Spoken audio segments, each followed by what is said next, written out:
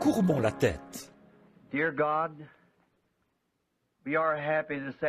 Dieu bien-aimé, cet après-midi, nous sommes heureux d'avoir le privilège de nous assembler encore une fois. Et toi seul, Seigneur, tu sais combien nos cœurs ont soupiré après cette heure où nous pourrions être de nouveau ici, devant ton peuple, pour apporter ce message dont nous sentons de façon si vitale qu'il est si urgent en cette heure. Tu nous as accordé ces quelques jours maintenant, et nous prions, Dieu bien-aimé, que ta main miséricordieuse soit sur nous, pour nous guider et nous diriger. Et donne-nous ces choses dont nous avons besoin, Seigneur, car nos cœurs désirent ardemment mieux te connaître. Nous voyons le grand champ de la moisson, blanc, mûr, et nous savons que le blé est prêt maintenant pour cette glorieuse époque du battage. Dieu bien-aimé, nous prions que tu fasses s'ouvrir la balle autour de nous. Puissions-nous reposer dans la présence du Fils ces quelques jours qui viennent et mûrir pour le royaume de Dieu. Bénis chaque chant qui sera chanté, bénis chaque prière et réponds à chacune qui sera priée, Seigneur. Sauve tous les perdus. Rappelle à la maison du Dieu vivant et à la communion fraternelle ceux qui se sont éloignés. Nous te prions, ô Dieu, de guérir tous les malades qui viendront sous notre toit. Accorde-le, Seigneur. Qu'il n'y ait plus personne de faible parmi nous à la fin de ces réunions. Et, Dieu bien-aimé, aussi pour nous-mêmes, nous qui nous disons l'Église aujourd'hui, les appeler à sortir. Ceux tout autour du monde qui sont sortis de Babylone pour être participants de cette merveilleuse communion en ce dernier jour. Nous te prions, ô Dieu, de vraiment bénir nos cœurs. Nous sommes véritablement affamés, Seigneur, et complètement vidés de toutes les choses du monde, pour autant que nous le sachions. Seigneur, nous avons déposé tous les fardeaux qui nous enveloppent si facilement, et maintenant, courons avec patience dans la carrière qui nous est ouverte. Accorde-le, Père, et qu'à la fin de cette réunion, nous soyons des chrétiens plus entiers, plus forts, meilleurs que ce que nous étions en entrant. Que Dieu reçoive toute la gloire, car nous le demandons au nom de Jésus. Amen. Je pense que c'est un grand privilège ce soir que j'attends depuis assez longtemps. L'autre jour, je disais à ma femme, je deviens tellement impatient à attendre d'arriver au tabernacle. J'ai d'autres amis, bien sûr que j'en ai, dans le monde entier. Mais il y a quelque chose de spécial au sujet de ce tabernacle ici. J'ai été pris de la poussière de ce coin-ci quand Dieu m'a donné la vie sur terre. Et je pense que, s'il tarde, je serai enterré ici quelque part. Quand il viendra, il me trouvera quelque part par ici. Mais on dirait qu'il y a quelque chose. Quand je pense à Jeffersonville, l'autre jour, je me sentais tellement seul. J'ai dit à ma femme, j'ai la nostalgie. Et je ne sais pas de quoi j'ai la nostalgie, à moins que ce soit ces gens qui prient pour moi. J'ai dit, eh bien, tout ce que je peux faire, c'est de retourner faire quelques jours de réunion, voir si on ne peut pas apprendre quelque chose du Seigneur. Peut-être qu'il veut que nous sachions quelque chose. Et le grand sujet vital qu'on a devant nous maintenant, c'est le mariage et le divorce. Et s'il y a une question, il doit y avoir une réponse. Il ne peut pas y avoir de question sans qu'il y ait une réponse. Peu importe ce que c'est, il doit y avoir une réponse. Et si le Seigneur le veut, j'essaierai d'en parler dimanche matin. Et alors, demain soir, je pense qu'on sera là-bas, elle s'appelle comment déjà cette école? La salle Parkview. Comment? L'école secondaire Parkview. Combien ça vous sait? Bien, je pense qu'ils vont mettre des panneaux, n'est-ce pas, Fresneville? Il y aura, c'est un peu plus haut, à peu près 1 kilomètre, et il y aura un panneau. Vous tournez pour quitter la route. C'est un beau bâtiment en pente, et il y a de quoi appuyer vos bras et prendre des notes de ce que vous voulez écrire, et tout. Et je suis sûr que vous aimerez ça un peu mieux que comme vous seriez plutôt serré aux réunions ici, au tabernacle. Il y aura beaucoup de places de stationnement. Et je pense qu'il y a une petite consigne qu'on a promis de respecter. C'est qu'on ne doit pas arriver sur le terrain avant 18h30. Et à quelle heure? Je pense que ce serait une bonne idée qu'on arrive là-bas à 18h30. Maintenant, ils ont une autre salle, ici en ville, de 6000 places. Si ça va vraiment bien cette fois-ci, peut-être qu'ils nous laisseront avoir l'autre une fois, pour une grande réunion, peut-être dans le courant de l'été, que je rentrerai d'outre-mer.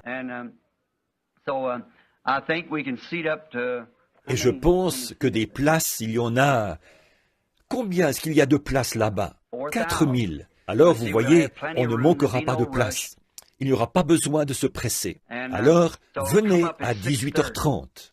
Comme ça, tout le monde pourra entrer à l'heure juste, tout le monde ensemble, et je suis sûr que vous aurez une bonne place. C'est en pente, comme ceci, et il y a des choses là sur lesquelles vous pouvez écrire et prendre des notes et tout.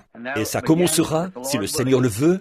Maintenant, je pense, ce soir, comme c'est la réunion de prière du mercredi soir, la salle est à peu près pleine. Alors je pense qu'il vaudrait peut-être mieux aller là-bas demain soir. On l'a loué au cas où il n'y aurait pas assez de place pour tout le monde. On pourrait aller là-bas. Mais je crois que ce serait mieux d'aller là-bas. Vous ne trouvez pas, Frère Neville, d'aller directement là-bas demain soir? Combien trouvent que c'est une bonne idée? Et là, vous aurez beaucoup de place. C'est déjà loué. C'est payé par des frères de l'Assemblée ici. Ça ne coûte que $50 par soir, ce qui est très... J'aimerais avoir ça partout, pouvoir avoir autant de place pour $50 par soir. Un bâtiment tout neuf, une belle estrade. Bien sûr, je pense bien qu'on va ramasser l'offrande. On ne veut pas que ces frères payent ça de leur poche. On va payer, les rembourser. Mais quand les frais et tout seront couverts, alors bien sûr, on pourra arrêter de ramasser l'offrande. S'il y a des étrangers avec nous, c'est un principe chez nous de ne jamais quêter, quémander, soutirer l'argent des gens. On fait passer le plateau à offrande et c'est un geste religieux. J'ai souvent essayé de ne même pas du tout faire passer le plateau à offrande. Mais ça ne marche pas, voyez. C'est que donner, ça fait partie de notre religion. C'est une partie de notre devoir. Peu importe si c'est juste une pièce de 10 cents ou quoi que ce soit, ou une pièce d'1 cent. Vous vous souvenez, un jour Jésus a vu une veuve qui passait, quand les riches mettaient beaucoup de leurs trésors dans le tronc. Et cette veuve est passée avec peut-être quelques enfants affamés à côté d'elle. Et elle a donné tout ce qu'elle avait, 3 pièces d'1 cent. Et Jésus a dit, qui a payé le plus? Maintenant, si moi j'avais été là, j'aurais dit, ne faites pas ça, sœur. Écoutez, on a assez d'argent. Mais lui, il ne l'a pas arrêté. Voyez, il savait qu'il lui réservait quelque chose de mieux au bout du chemin. Alors, vous voyez, après tout, elle avait une maison dans la gloire vers laquelle elle allait. Et il ne l'a pas arrêtée. Il l'a laissé mettre ses 3 cents parce qu'elle tenait à le faire. Et il fallait qu'elle y tienne, alors qu'elle avait des enfants, qu'elle était veuve, et qu'elle n'avait que 3 cents pour vivre. Elle devait vraiment y tenir. Alors, vous voyez, quand les gens veulent donner, il faut leur donner l'occasion de le faire. Mais je pense à ceux qui se tiennent là.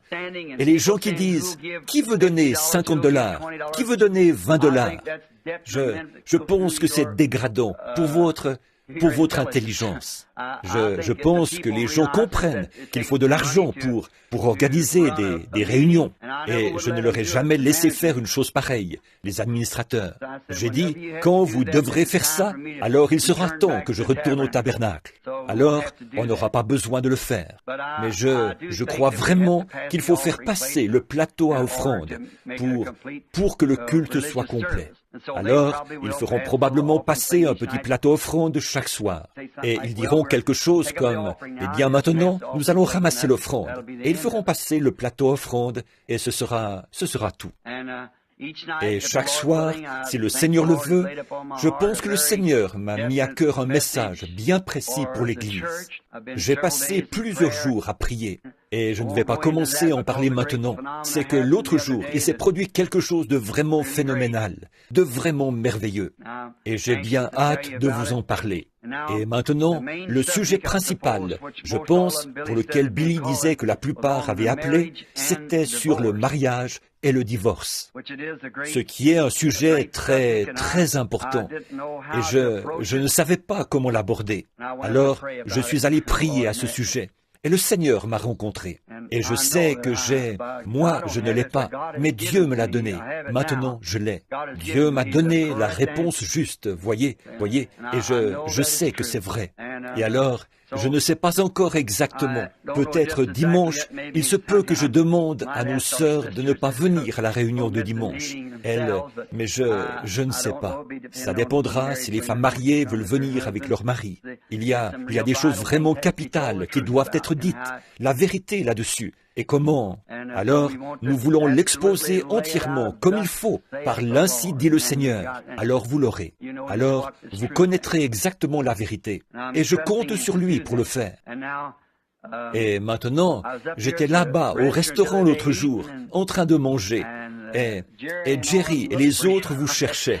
Il disait, eh bien, un des gars était là. Il disait qu'un type avait dit, je vais m'en tirer pas mal cette semaine. Il disait, ou ces 2 prochaines semaines. Il disait, il y a une réunion ici, du basketball, ou quelque chose comme ça. Il a dit, Branham là-bas va avoir une réunion. Il a dit, j'aurai beaucoup de monde à nourrir. Au Ranch House, un de ces restaurants là-bas. Et ils étaient très gentils.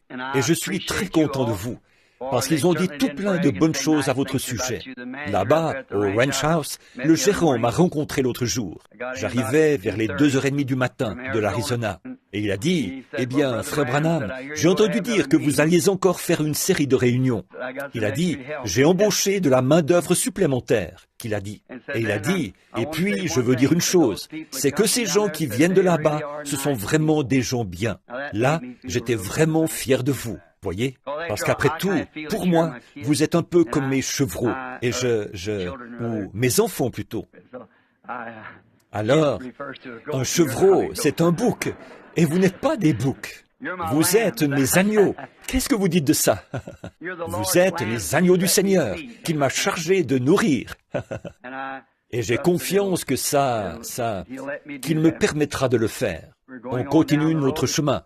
Et là, en ce qui concerne le mariage et le divorce, j'ai toujours voulu en parler, depuis que c'est cette sceau. Vous savez, tous les mystères devaient être révélés là-dedans, dans l'ouverture de ces 7 sceaux, tous les mystères de la Bible. Et je me dis que maintenant, comme je commence à me faire vieux, je me dis que je pense que je ferais mieux au moins de le mettre sur bande. Au cas où il m'arriverait quelque chose, alors l'Église se demanderait, on se demande ce qu'il avait à l'esprit. Qu'est-ce qu'il aurait dit? Et tous ces sujets qui ont l'air d'être si difficiles, je pense qu'avec l'aide du Seigneur, je vais tâcher de vous les apporter. Comme ça, s'il arrivait quelque chose et que je doive m'en aller avant qu'il revienne, alors vous aurez l'information. Je pense qu'on a des nouveaux livres qui sont parus. Je vois Sir Vail. Je ne sais pas si le docteur est ici ou pas. Est-ce qu'il est ici, Sir Vail? Il doit être dans la réunion. Je ne le vois pas. Mais, oh oui, tout au fond. Et frère Vail a écrit un livre et je crois qu'aujourd'hui on m'a dit 2. Frère Vail, est-ce que c'est juste? Vous en avez 2 là, maintenant? 2 livres. Maintenant, je ne sais pas. D'après ce que j'ai compris, chaque personne peut en avoir un exemplaire. Alors c'est ce que j'ai compris. Je peux me tromper. Il y a aussi les 7 tâches de l'Église qui sont terminées. C'est bien ça, frère Vail? Elles sont sous presse maintenant. Et je suis sûr que vous voudrez vous les procurer, parce qu'ils apportent la réponse à une foule de questions qui vous tenaient à cœur. Et après ça, on va essayer d'avoir les 7 sceaux ouverts, vous savez, en livre, pour que chacun puisse le lire sous une forme qu'ils veulent, qu'ils peuvent comprendre, et qu'ils puissent l'étudier. Je trouve que c'est écrit, si ça... D'abord, on l'a pris directement de la bande, comme c'était écrit, ou dit.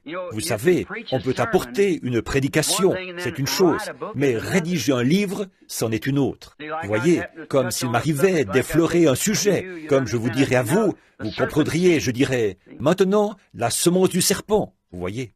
Eh bien, maintenant, celui qui lirait ce livre, si on transcrivait ça, il se demanderait, qu'est-ce que c'est que la semence du serpent? Vous voyez? Et il ne saurait pas. Si ça arrivait dans un endroit comme Princeton ou quelque part, alors ils penseraient qu'on est des gens sans intelligence. Alors, j'ai demandé à Frère Vail de m'aider un peu avec ça, et de garder la même idée, et d'arranger la grammaire là-dedans. Et je suis certain que ma grammaire à moi, ce serait un mystère pour eux, sûrement. Alors, le Frère Vail est vraiment fort là-dedans. Alors, il est comme un... Et puis, en faisant ça, je pense que notre précieux frère a dû y trouver un peu d'inspiration en plus, d'une certaine manière. Et il a dit qu'il allait lui-même écrire quelques livres en s'inspirant de ceux-là. Alors, il en a écrit un qui s'appelle, je crois, Le prophète du XXe siècle. Et un autre, L'Église de Laodicée, je crois, ou quelque chose comme ça. Et Billy m'a dit ça ce soir, que je crois qu'il en est arrivé plusieurs milliers aujourd'hui. Quelqu'un les a apportés du Texas. Et comme ça, ils seront ici. Et ils vont annoncer ça, je pense, à combien ils sont. Je pense qu'ils sont déjà payés. Je ne suis pas sûr. Et s'ils le sont, ils vous seront donnés, vous voyez, pour gratuitement. Et nous espérons qu'ils vous plairont. Si oui, serrez la main à Frère Vail, là derrière, et dites-lui combien vous appréciez. Pour moi, je n'ai jamais lu ça. Si je les lisais, je pourrais changer d'avis là-dessus. Alors, je vais essayer de les lire cette semaine, pendant que j'en ai l'occasion, si je peux. Maintenant, comme on est mercredi soir, notre série de réunions commencera officiellement demain soir. Mais je trouvais que, vu que je suis ici parmi vous, je ne pouvais simplement pas rester là-bas à la maison en sachant que vous étiez tous ici. Vous savez, c'est comme quand on a de la famille qui arrive et qu'on se dépêche d'aller les accueillir au bout de l'allée. Vous savez, et j'ai pensé que j'allais tout de suite venir vous souhaiter la bienvenue à Jeffersonville. Et alors, la semaine dernière, non, excusez-moi, c'était il y a à peu près 3 semaines, je suis rentré. J'étais parti essayer j'avais été à des réunions dans tout l'Arizona là-bas, et j'étais rentré pour essayer de me détendre. Alors, je suis parti à la chasse, et j'ai eu le record de l'Arizona pour le plus gros puma. Je l'ai poursuivi sur 32 kilomètres à travers la forêt pour l'attraper. Mais pourtant, quand j'y pense, que je n'aurais jamais cru quand j'étais un jeune garçon, juste pour montrer comment ces choses arrivent. Une petite maison que le Seigneur nous a donnée là-bas pour les mois qu'on passe là-bas, et l'école pour les enfants. J'étais un jeune garçon. Je pense que Jimmy Poole est ici ce soir. Peut-être que son père est ici. Jim le baraquet. On allait à l'école ensemble. Et je me souviens que j'étais assis là, un petit garçon en guenilles, et j'avais des chaussures de tennis avec les orteils qui sortaient. J'empruntais une feuille à l'un, un crayon à l'autre. À l'époque, j'écrivais des poèmes. Et Madame Wood, qui est ici, m'a fait réciter ça cet après-midi. Ça a été enregistré, celui sur ma vieille Ford, vous savez, et il n'est pas mal. Maintenant, elle a dit, eh bien, vous devriez envoyer ça à Monsieur Ford. J'ai dit, il y a trop de vérité, je crois, sur l'avant qui vibre, la boîte de vitesse qui grince, et le volant qui ressemble à un casse-tête chinois. Mais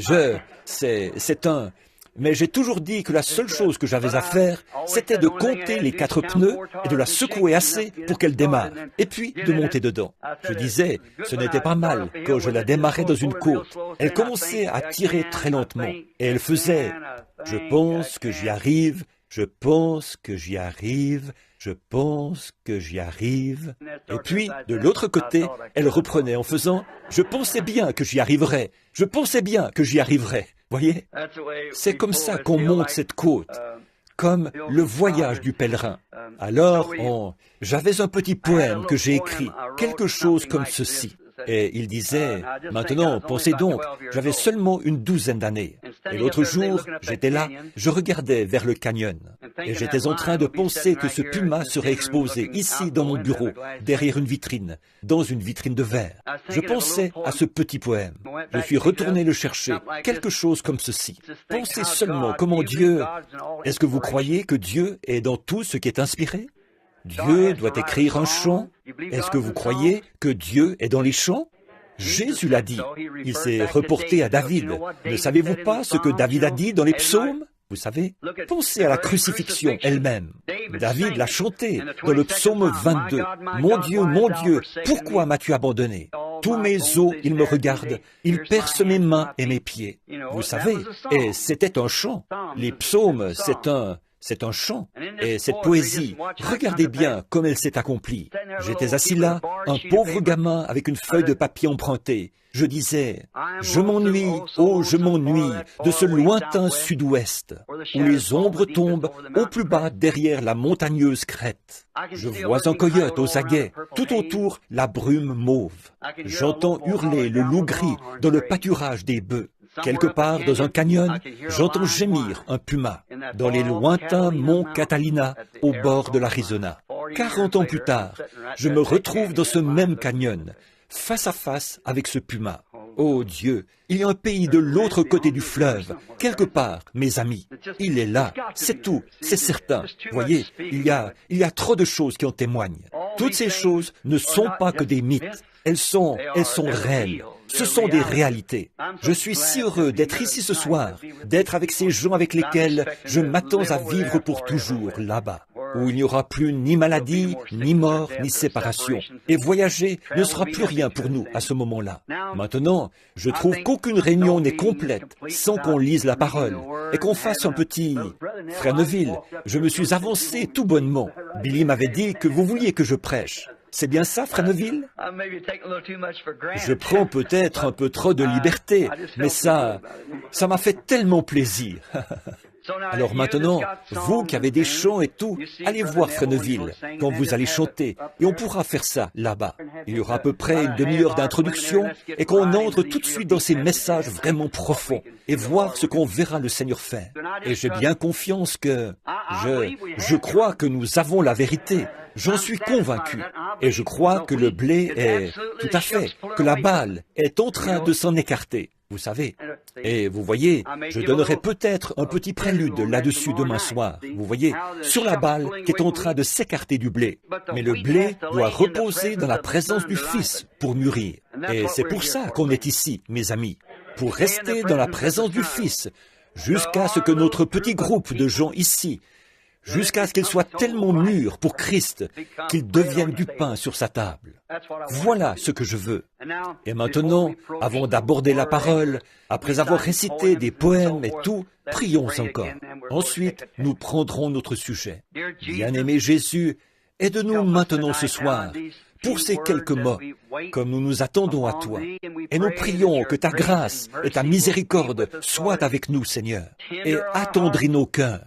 Enlève toute la balle, les épines, les chardons, que les rayons bénis du soleil de Dieu viennent sur la parole, Seigneur, et que nous ayons une réunion si glorieuse qu'il n'y ait plus personne parmi nous qui ne soit pas sauvé. Tous les enfants seront dans le royaume de Dieu. Ceux qui n'ont pas le baptême de l'Esprit, qu'ils le reçoivent, Père. Que tous les grands mystères que nous devons connaître dans cet âge, Seigneur, nous soient dévoilés. Et nous verrons Dieu clairement. Ainsi nous saurons comment nous comporter et comment agir, en nous corrigeant et en soumettant les membres de nos corps par la discipline de la parole, afin que nous sachions comment nous devons vivre en ce jour-ci, alors que le Seigneur Jésus est proche. Alors que je lirai de ta parole ce soir, Seigneur, il se peut qu'à cause de mon peu d'instruction, je réussisse à lire certains mots et peut-être que j'en prononce mal d'autres. Mais Seigneur Dieu, toi seul peux en faire sortir le contexte. Tu es le seul qui puisse le faire. Il n'y a aucun moyen pour qu'un être humain puisse jamais y arriver. C'est entre tes mains, Seigneur. Alors, donne-nous chaque soir ces choses qui sont cachées dans ta parole, afin que nous soyons de meilleurs chrétiens et que nous vivions comme il faut à l'heure où nous sommes, comme des chrétiens modèles. Nous le demandons au nom du Seigneur Jésus. Amen. Maintenant, beaucoup d'entre vous, dans vos Bibles, j'aimerais que vous preniez le livre de Jonas. On parle tellement souvent de ce que Jonas était rétrograde et tout. J'ai toujours pris le parti de Jonas. Je ne crois pas que Jonas était rétrograde. Je ne crois pas ça. Je crois simplement que, des fois, on l'utilise pour dire de quelqu'un, c'est un Jonas. Mais j'en ai déjà parlé d'une autre manière. J'ai dit ce que je pensais là-dessus. Jonas, ce qui était arrivé. La parole de l'Éternel fut adressée à Jonas, fils d'Amittai, en ces mots. Lève-toi, va à Ninive, la grande ville, et crie contre elle, car sa méchanceté est montée jusqu'à moi. Et Jonas se leva pour s'enfuir à Tarsis, loin de la face de l'Éternel. Il descendit à Jaffo. Et il trouva un navire qui allait à Tarsis. Il paya le prix du transport et s'embarqua pour aller avec les passagers à Tarsis, loin de la face de l'Éternel. Quelle triste fin! Un homme qui fuit la face de l'Éternel. Et c'est mon sujet. Maintenant, d'abord, nous voulons penser à ceci. Jonas était la raison, la principale raison, je crois, pour laquelle il a fait cette chose extraordinaire-là. C'est parce que Jonas était juif. Et il lui était demandé d'aller dans une ville des nations pour crier contre elle. Et il pensait qu'il ne serait pas reçu. En effet, les gentils se diraient, « Qu'est-ce que ce juif a à faire avec nous ?» Mais vous voyez, autre chose, ça nous fait voir quelque chose de glorieux ici. C'est que Dieu n'est pas seulement le Dieu des Juifs, mais il est aussi le Dieu des gentils. Il est le Dieu de tous les peuples. Il avait choisi les Juifs, c'est tout. Les Juifs étaient appelés le peuple choisi de Dieu. Ils avaient été choisis dans un but particulier. Et ce but, c'était de leur donner la loi. Et il n'arrivait pas à s'y conformer. Et il s'est simplement servi de ce peuple-là pour montrer qu'il était impossible de se conformer à la loi, qu'il était un Dieu de justice.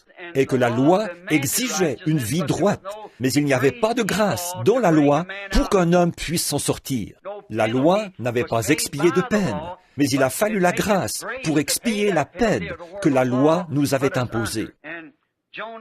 Et ici, Jonas, un des petits prophètes de la Bible, a été appelé à descendre dans cette ville.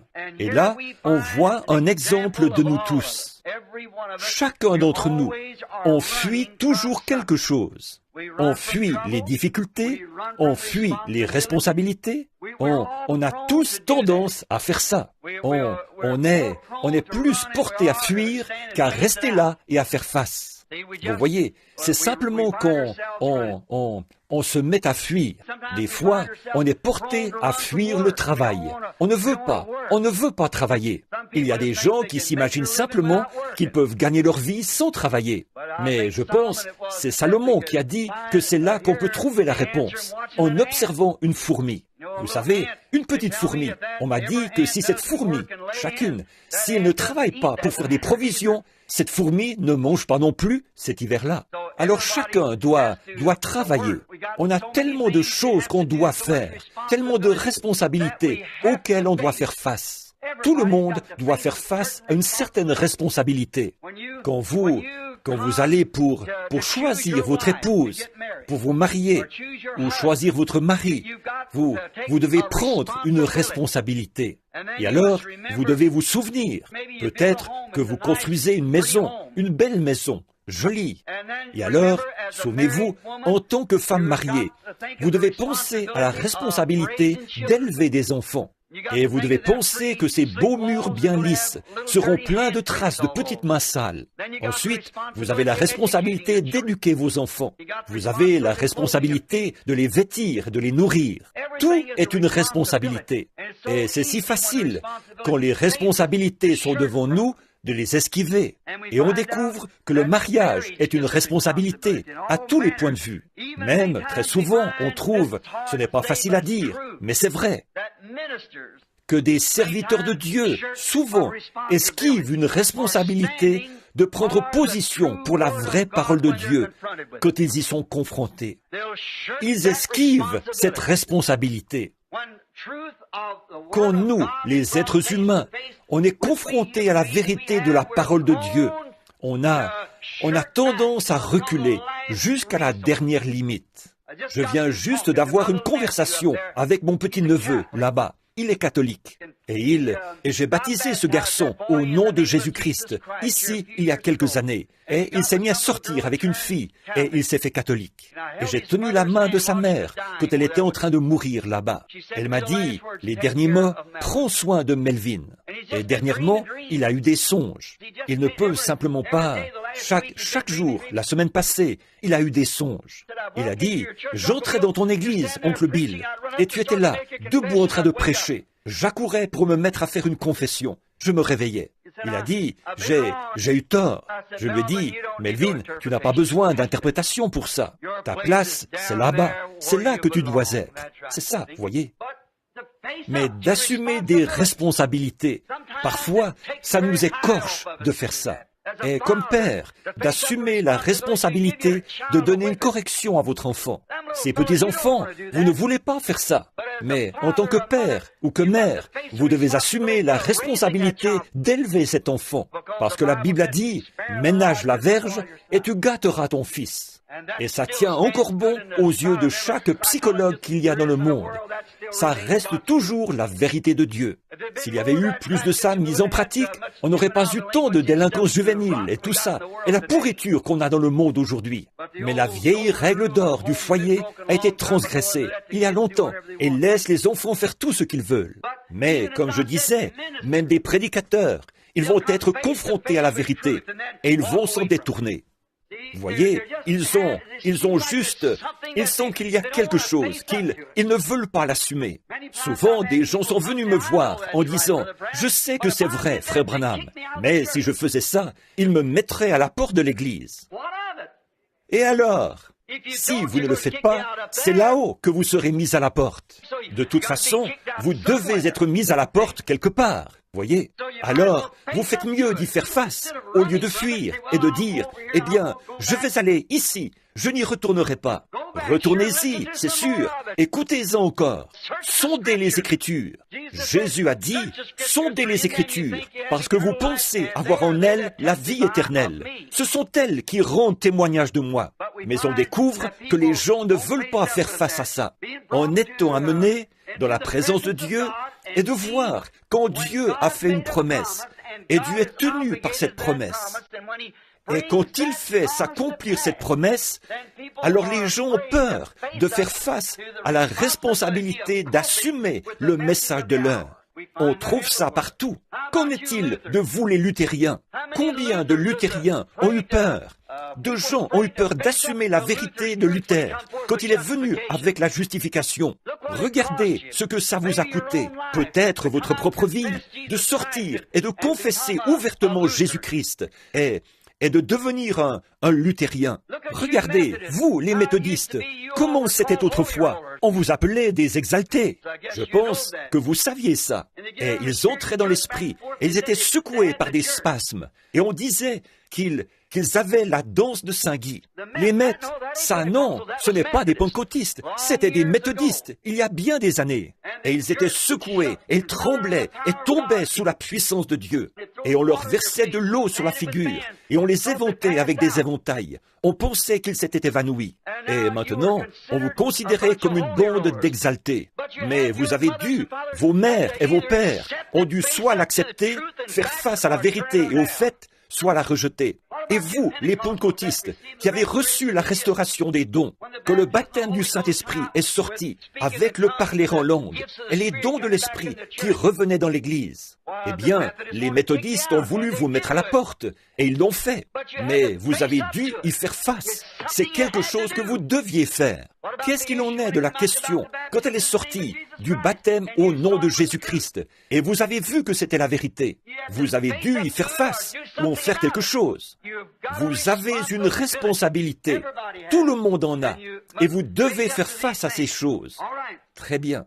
Et puis, quand vous voyez, en ce jour maintenant, quand la parole de Dieu a fait ses promesses de choses que nous voyons arriver maintenant, alors nous avons la responsabilité soit d'y faire face, soit de nous en éloigner. Vous ne pouvez simplement pas rester neutre. Vous devez y faire quelque chose. Dit, quelque chose doit être fait. Vous ne pouvez pas entrer par la porte de cette église et ressortir la même personne que quand vous étiez entré. Vous êtes soit plus loin, soit plus près de Dieu, chaque fois que vous entrez ou que vous sortez. Oh, comme c'est facile pour les gens d'esquiver ces choses. Et je veux qu'on pense à celle-ci quand on commencera la série de réunions officielles demain soir. C'est que je veux que vous remarquiez que quand on se trouve devant quelque chose, s'il y a une question à ce sujet, il doit y avoir une réponse. Disons, par exemple, si je disais que je veux aller vers l'ouest et que vous m'indiquiez par là, Eh bien, avant longtemps, je manquerai complètement mon but. Et je vais vers le nord-ouest. Bon, et si quelqu'un m'indiquait par ici et que j'y aille, je manquerai encore mon but. Je serais allé vers le sud-ouest. Eh bien, tant qu'il y a une question où se trouve l'ouest, il doit y avoir une réponse directe quelque part. Et quand ces questions se trouvent devant nous, sur les vérités bibliques, il doit y avoir la bonne réponse quelque part. C'est vrai, elle doit y être. Et quand on voit quelque chose présenté, je pense qu'au lieu de fuir, de dire « Oh, c'est absurde, je ne peux pas croire une chose comme celle-là, je ne pourrais pas croire ça », pourquoi ne pas prendre la Bible et s'asseoir et y faire face? Étudiez-le. En ce moment, vous êtes ici à la réunion. Examinez-le. Vérifiez-le vous-même avec la parole. Vérifiez la parole par la parole. C'est la seule manière de lui faire dire la vérité. Et elle doit dire la vérité de la Genèse à l'Apocalypse. Christ est la révélation de toute la Bible. En lui, Christ, toute la plénitude, l'accomplissement de toutes les prophéties de la Bible est réalisé sans condition en Christ Jésus, parce qu'il était Dieu manifesté dans la chair. Maintenant, quand on découvre ces choses, toutefois, qu'on y est confronté et qu'on entre dans une réunion, et qu'on voit la puissance de Dieu en train d'agir et de faire des choses et de faire des œuvres surnaturelles, qu'on les voit s'accomplir, qu'on regarde dans la Bible et qu'on voit que c'est promis pour cette heure. Alors, quand on voit ces choses-là, alors on se trouve devant la responsabilité soit de l'accepter, je veux dire, pour nous-mêmes. Maintenant, beaucoup de gens sympathisent, beaucoup de gens disent que c'est vrai, mais ça n'en fait pas ce n'est pas de ça que vous êtes responsable.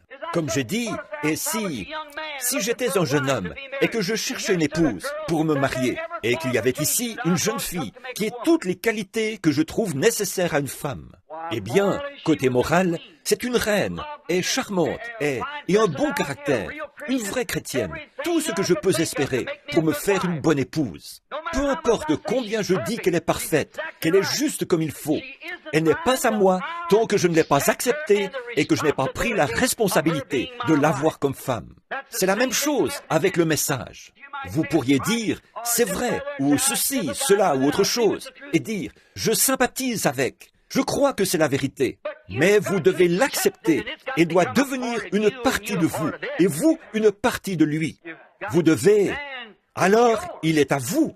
Quand vous épousez cette femme que vous avez choisie, c'est là que vous devenez un. Et c'est comme ça que vous êtes avec Christ.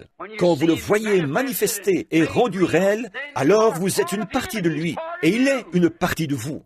Et ensemble, vous êtes une partie du message. Oh, combien on a de navires dénominationnels qui vont à Tarsis pour les Jonas de ces jours-ci. Il y en a 900 et quelques de navires qui prennent le chemin de la facilité. Ils ne veulent pas y faire face. Jonas ne voulait pas faire face, le fait d'aller vers les non-juifs. Il ne voulait pas leur apporter ce message cruel là-bas. Dans 40 jours, vous périrez si vous ne vous repentez pas. Ça le rebutait. Et il se disait, ces non-juifs, on ne sait pas à quoi s'attendre de leur part. Mais il devait y faire face. Vous voyez, seulement il a pris le bateau de la facilité et il est allé à Tarsis. Il est descendu au fond du bateau et il s'est endormi. Il a choisi le chemin de la facilité. C'est un chemin facile. C'est un chemin qui a du succès auprès des gens. C'est facile de prendre le chemin où tout le monde vous passe la main dans le dos et dit que vous êtes un brave type. Et voici un tel, où le monde vous tient en haute estime. C'est facile de suivre le chemin du plus grand nombre. Mais quand vous devez faire quelque chose de différent, quand vous devez vous tenir à votre conviction de ce que vous savez être la vérité, c'est là qu'il y a la partie difficile. C'est là que les frictions arrivent. C'est en plein là. Oh, comme on a souvent chanté ce vieux cantique, qu'il est facile, quand on navigue sur une mer calme, de se confier dans la force du grand bras de Jéhovah.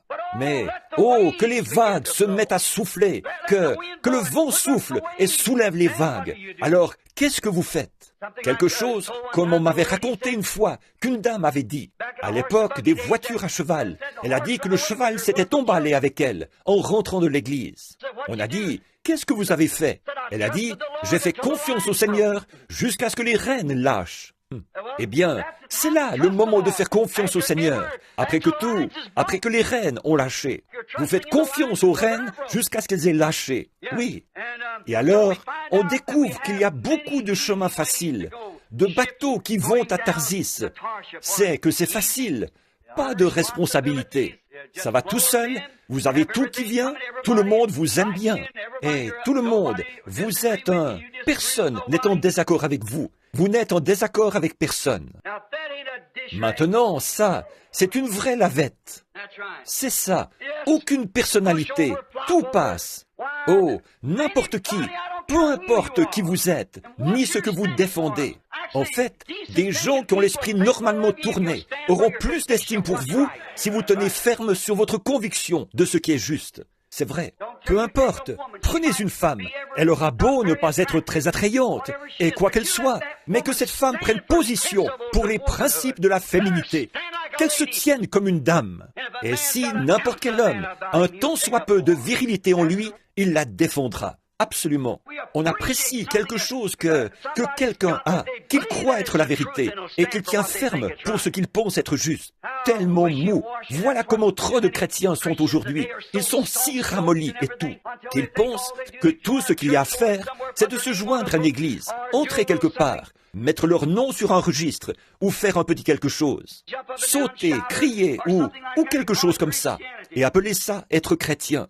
Être chrétien, c'est une vie de tous les jours, rude, vivre pour Dieu dans ce monde présence. C'est avoir le feu et l'amour de Dieu qui brûlent constamment dans le cœur, qui vous enflamment et qui vous font aller là-dehors avec les gens et faire des convertis à Christ, des responsabilités.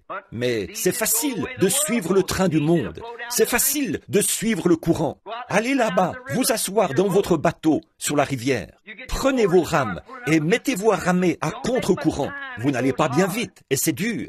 Mais lâchez seulement les rames et regardez à quelle vitesse vous passez devant les arbres en descendant. Mais regardez où vous allez. Quand les choses flottent facilement, souvenez-vous, vous allez vers une grande cataracte là-bas, en quelque sorte. Vous allez vers les chutes, et avant longtemps, vous allez être précipité dans ces chutes. De flotter simplement avec le monde, facilement, comme ça va, vous ne voulez pas ça. Non, monsieur. Mais vous devez accepter votre responsabilité. Maintenant, vous le croyez, et vous pensez que c'est la vérité. Et la responsabilité que Dieu nous a donnée aujourd'hui d'apporter ce message. Et comme je prends de l'âge, et je sais que mes jours raccourcissent, je ressens cette responsabilité plus que jamais. Avancez, sans relâche. Nous devons le faire. Nous devons nous y mettre, partout où nous allons, et annoncer le message. Et dire aux gens que Jésus-Christ revient, qu'il est Dieu et qu'il vient bientôt. Il ne reste aucun autre espoir pour le monde que la venue du Seigneur. Là-bas au fond, je vois des amis qui étaient avec moi là-haut quand l'ange du Seigneur. Ces gars qui sont assis ici, je pense qu'ils ont trouvé l'endroit où ça s'est passé là-haut. Et souvenez-vous simplement de ce que le Seigneur a dit ce jour-là à Faywood. Il montait la colline et il était en quelque sorte en train de pleurer parce que sa femme était malade. Et le Seigneur a dit, ramasse ce caillou et lance-le en l'air et dis, ainsi dit le Seigneur. Et j'ai fait ça. Et Frère Wood est assis comme témoin. Et j'ai dit, Frère Wood, il ne se passera pas longtemps avant que tu vois arriver quelque chose. Et le lendemain, pendant qu'on était debout là, nous tous, ensemble, et beaucoup de ces hommes sont ici même ce soir. Un jeune prédicateur était là, et il était j'ai remarqué, je venais de le rencontrer le soir d'avant. Il était dans notre camp, il était monté pour être avec nous. Et il a dit, Frère Branham, est-ce qu'il vous arrive d'avoir des visions dehors comme ceci? J'ai dit, oui monsieur, mais je viens ici pour m'en éloigner, en quelque sorte, pour me reposer un petit peu. Il a dit, j'ai dit, eh bien bien sûr, il me montre des choses ici. Et j'ai dit, juste de l'autre côté de la colline ici, c'est là que les 7 anges sont apparus, là-bas. Il a dit, oui, je comprends.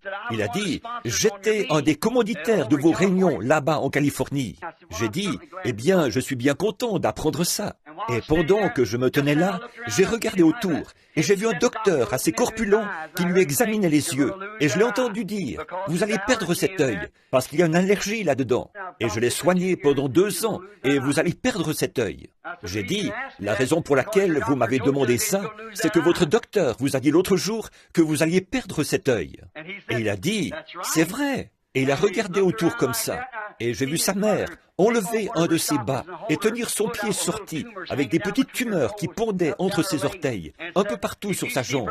Et elle a dit, « Si tu vois Frère Branham, dis-lui de prier pour ça. » Et je lui ai dit, « Votre mère a sorti son pied comme ça. » Et elle a dit qu'elle a plein de petites tumeurs partout sur ses orteils. Et comme ça. Et elle a dit, « Fais prier Frère Branham. » Il a dit, « Frère Branham, c'est la vérité. » J'ai regardé en arrière. Quand je l'ai fait, je l'ai vu qui se tenait là, en me regardant, comme ça, les yeux, tout ce qu'il y a de plus clair. Je l'ai rencontré cet automne. Il avait de meilleurs yeux que n'importe qui dans le camp. Le Seigneur l'a guéri et lui a redonné la santé. Pendant que j'étais debout là, le Seigneur a dit, il m'a montré ce qui allait arriver. Le jugement va bientôt frapper la côte ouest. Et il a dit, va là-bas, à côté de ce foyer. Et j'avais une pelle à la main. J'ai marché pour aller par là. Et frère Roy Robertson, on le connaît tous ici. Il n'est pas ici ce soir, pour autant que je sache. Il est là-bas, en Arizona. Il est le président des administrateurs ici. Et je savais que c'était un ancien combattant. Et quelque chose allait se passer, une belle matinée calme, vers les 10 heures du matin. Et les gars étaient tous là autour, on était 10 ou 12, en train de démonter les tentes, de dépouiller des sangliers et tout. Alors, j'ai marché autour, j'ai dit, « Roy, cache-toi vite, quelque chose est sur le point d'arriver. » Je n'ai pas pu lui en dire plus. Mais j'étais à peine arrivé là-bas, et le tourbillon de Dieu est descendu du ciel, et il a claqué il a fait trembler les collines. Il est entré dans cette montagne, il a ouvert une tranchée tout autour, à environ 1,50 m au-dessus de ma tête, et il a arraché la cime de tous ces arbres, pendant que les pierres sortaient. Il est monté en l'air, et il est redescendu, avec un autre grand baptême, et il a frappé la montagne d'un bout à l'autre, et il a projeté les pierres comme ça. Il l'a fait 3 fois, et puis il est monté en l'air. Et frère Banks est venu vers moi, il a dit, « C'est ça que tu disais hier ?» J'ai dit, « Oui monsieur, c'est exactement ça, voyez ?» Et 2 jours après, l'Alaska a failli être englouti là-haut. Et cette côte ouest n'a pas arrêté d'être secouée. Les tonnerres et les poussées, et tout ce qui se passe. Et un de ces jours, elle va glisser sous l'océan. C'est vrai. Qu'est-ce que c'est? Nous vivons à l'heure de la venue du Seigneur. Quand on voit s'élever des isthmes et toutes ces différentes choses, on sait qu'il doit y avoir une bonne réponse à ça. Il y a des gens là, dans le pays, maintenant, qui vont dans des cavernes et tout. Et le 16 mars, vous l'avez lu dans le journal, le Seigneur va revenir. Vous savez que c'est faux. Jésus a dit, aucun homme ne connaît la minute ou l'heure. Quand on voit toutes ces choses, et les choses qui se produisent comme elles le font, il y a forcément la vraie réponse quelque part. Il doit y avoir une vérité. Il y a un Est et un Ouest, mais il y a un Sud-Est et Nord-Ouest ou quelque chose. Mais il y a forcément la vraie réponse quelque part au problème. Est-ce qu'il y avait ça? Nous devons dire aux gens que nous vivons aux heures de la venue du Fils de Dieu. Nous voulons veiller et Dieu, être en marche, tout le temps, prêt à donner à un homme une réponse juste. Ça a toujours été comme ça. C'est dans l'homme. Il s'est esquivé et il s'est éloigné de Dieu depuis Adam dans le jardin d'Éden. Quand Adam était dans le jardin d'Éden, quand il s'est trouvé devant la responsabilité de faire son choix, est-ce qu'il resterait avec Dieu ou est-ce qu'il irait avec sa femme? Il a dû faire ça. La responsabilité lui revenait. Il devait prendre soit ce que sa femme disait, soit ce que Dieu disait. Et quand il a choisi de suivre la voie de sa femme, et quand il a fait ça, alors il a perdu sa condition originelle. Et il a soumis le monde entier à la mort. Quand il a dû prendre la responsabilité, ou soit d'accepter une lumière nouvelle que sa femme avait trouvée, qui était contraire. Oh Dieu, pensez-y! Dieu leur avait seulement donné environ 8 ou 10 mois à garder. Mais de cet arbre-là, tu n'en mangeras pas. C'est tout ce qu'ils avaient à garder. Et même avec juste ça comme parole, ils l'ont transgressé. Alors Adam a dû faire face. Est-ce que je vais faire ce que ma femme m'a dit de faire, ou est-ce que je vais faire ce que Dieu m'a dit de faire? Et il s'est éloigné, les yeux ouverts. Il devait prendre la responsabilité. Ça a précipité la race humaine tout entière dans la mort. Alors, cet autre Adam est venu, qui était Christ. Il n'y a jamais eu quelqu'un comme lui. Quelqu'un dire qu'il n'était pas Dieu, son caractère unique a prouvé qu'il était Dieu. Il n'y a jamais eu une créature qui a vécu comme lui. Il vivait dans un monde à lui. Il est né en dehors du domaine naturel. Alléluia! Il est le Créateur lui-même fait chair. Qui aurait jamais pu se tenir où il s'est tenu? Qui a jamais parlé comme lui? Qui aurait jamais pu dire les choses qu'il a dites? Qui aurait jamais pu faire les choses qu'il a faites? Son caractère unique a prouvé qu'il était Dieu. Il n'y a aucun prophète ou quoi que ce soit d'autre qui aurait pu faire ce qu'il a fait, qui aurait pu appeler les morts à sortir de la tombe, qui aurait pu arrêter le ciel et faire tout ce qu'il voulait. Il était Dieu. Qui aurait jamais pu prendre sa place? Qui pouvait-il être d'autre que ce Dieu parfait, immortel, qui a été fait chair et qui a habité parmi nous? Il n'y a jamais rien eu qui lui soit comparable. Il vivait dans un monde à lui. Aucun homme n'a jamais parlé comme lui. Dès qu'il ouvrait la bouche, il y avait quelque chose là qui était différent de n'importe qui d'autre. Quelqu'un a dit qu'il était seulement un homme ordinaire. Je proteste. Il était Dieu. Voilà ce qu'il était. Car aucun homme n'a jamais parlé comme lui. Aucun homme n'aurait pu parler comme lui. Parce qu'il était la parole vivante elle-même, faite chair, la manifestation de la plénitude de Dieu. Je l'admets, les prophètes avaient leur message. Ils l'avaient à l'époque, ils l'ont aujourd'hui. Mais là, il y avait dans son corps la plénitude de la divinité manifestée là. Il était l'unique. Et c'est lui qui a dû affronter la question. Avec toute la puissance qu'il avait, il aurait tout à fait pu être le roi du monde. Il le sera. Et pour ses saints, il l'est déjà. Il s'est tenu là. Quel homme aurait été pauvre, n'aurait pas eu d'endroit où reposer sa tête, alors qu'il savait même où se trouvait un poisson qui avait avalé une pièce de monnaie?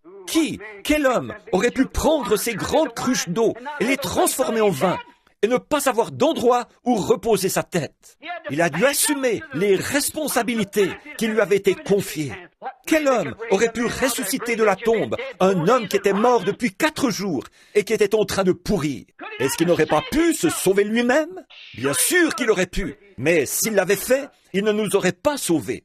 Il a dû assumer les responsabilités et à cause de son obéissance à la parole. Alors que la désobéissance d'Adam, qui lui avait pris le raccourci, le chemin de Tarsis. Mais Jésus a pris le chemin de Ninive, vers les nations, pour se chercher une épouse. Je suis heureux ce soir qu'il l'ait fait. Alors, on devrait se rendre à l'évidence qu'on lui appartient et renoncer au monde. Amen. Chaque homme a dû l'assumer, qui a une responsabilité devant Dieu. Prenons par exemple Noé. Il a dû le faire. Noé, Moïse, Élie et tous les autres, chaque âge, ils ont dû assumer la responsabilité. Et ils ont dû le faire. Et c'est justement pour ça qu'ils ont été envoyés. Chacun dans son temps. Regardez Noé dans son âge de science et comme il a dû affronter quelque chose qui était tellement contraire à la science. Oh, il n'y avait aucune raison que ce ne soit pas contraire à la science. Vous voyez, c'était contraire à la science plutôt. Oh, on leur disait qu'il allait pleuvoir du ciel. Il n'y avait jamais eu de pluie qui était tombée du ciel. Maintenant, il a dû l'assumer. Dieu avait dit qu'il allait pleuvoir. Et alors la foi sans les œuvres est morte. Si vous dites « je le crois » et que vous n'agissez pas, comme un message, si vous dites « je le crois » et que vous n'agissez pas, ça vous avance à quoi? Voyez, Noé s'est mis au travail avec son marteau et il a construit une arche pour confirmer ce dont il parlait. C'est ça que nous devons faire, nous aussi. Nous devons nous mettre au travail et prouver notre foi par nos œuvres. Nos œuvres prouvent notre foi. Moïse a dû le faire et Élie a dû le faire. Chaque prophète, dans son âge, a dû se tenir debout et faire face à ses responsabilités. Mais il y en a beaucoup qui n'ont pas fait comme Jonas. Il a fui, eux non. Remarquez, crie contre elle. Oh là là, c'est ça. Voilà ce que c'est. Crie contre elle. C'est là qu'on peut vérifier. Rien qu'aller là-bas, dire à ces gens, dites, je suis venu me joindre à vous les gars. Vous savez, je crois que je vais vous dire ce que je vais faire. J'ai une petite chose ici. Je pense que je peux en faire un. Tous nous rassembler. Et on fera ceci, cela ou autre chose. Mais c'était cri contre elle. Quand vous devez crier contre quelque chose. Maintenant, il a dû crier contre tout ce qu'il y avait là-bas. Crier contre la ville, crier contre leur travail, crier contre leur église, crier contre leurs prophètes, crier contre leurs prédicateurs, crier contre leurs prêtres. Crie contre elle, contre tout, crie contre elle. Noé a crié contre son âge. Bien sûr, il l'a fait contre les églises de son âge. Moïse a très certainement crié contre son âge, contre les gens, les prêtres, et ainsi de suite. Il a crié d'un bout à l'autre du désert. À chaque croisement, il criait.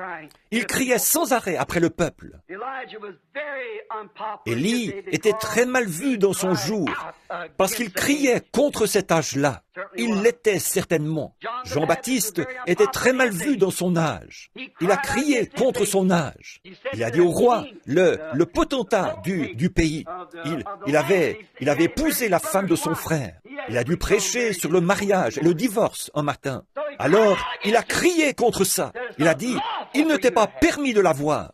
Ça lui a coûté d'avoir la tête tranchée plus tard. Mais il a crié et il est resté à son poste. Il n'a jamais pris le bateau pour Tarsis en disant, eh bien, je veux bien être d'accord avec toi, Hérode. C'est bon, puisque tu trouves qu'elle est gentille, qu'elle est une bonne épouse pour toi. Vas-y. Oh, miséricorde. C'est lavette, vous voyez, oui, n'importe quelle petite chose. Ça, ce n'est bon rien qu'à nettoyer des assiettes sales. Mais remarquez, Jean n'était pas comme ça. Il a pris le taureau par les cornes. Il a dit, il ne t'est pas permis de la voir. Oui, monsieur. Et il s'est élevé contre ça. Ils n'ont pas fui. Jean ne l'a pas fait. Ils sont restés là. Et ils ont regardé les choses en face. Une fois, Moïse a essayé de fuir comme Jonas. Mais Dieu l'a ramené. Beaucoup d'entre eux ont essayé d'y échapper. Ils se mettaient à... Mais écoutez, si Dieu vous a appelé et que vous êtes sûr que Dieu est dans le message, rien ne pourra vous faire reculer. Ça n'a pas fait reculer Jonas. Non, monsieur. Amos, il y a bien longtemps, s'est écrié. Il a dit, le lion a rugi. Qui ne serait effrayé? Dieu a parlé. Qui ne prophétiserait? Qui ne prophétiserait? Quand on voit Dieu parler et dire qu'une certaine chose va arriver, et la voilà qui arrive. Un lion rugit. Tout le monde a peur. Oui, monsieur. Si vous en avez déjà entendu un rugir dans la jungle, vous pouvez entendre ceux-là qui miaulent dans les cages, par ici, de ces lions apprivoisés. Mais vous devriez une fois en entendre rugir un vrai, un sauvage. Ça fait tomber les pierres de la montagne, à 500 mètres de là. Je ne comprends pas comment tant de vacarme peut sortir de ses poumons. Et il baisse la tête, sa crinière s'ébouriffe. Je n'ai jamais rien entendu. C'est comme un coup de canon, quand il fait sortir ce grand rugissement de ses poumons. Qui pourrait ne pas avoir peur? On dit que si jamais vous êtes tué par un lion, c'est sans douleur. Il vous fait mourir de peur avant de vous attraper. Vous voyez, vous ne le sentez pas. Il vous épouvante par ce gros rugissement féroce. Et le voilà sur vous en une fraction de seconde. Il a dit, le lion a rugi. Qui ne serait effrayé? Dieu a parlé. Qui ne prophétiserait? Quand vous voyez Dieu faire quelque chose, vous dites, il se peut que je ne sois pas prophète. Jonas a dit, il se peut que je ne sois pas prophète, ni fils de prophète, mais Dieu a parlé. Qui ne prophétiserait? Il se peut que je ne sois pas prophète.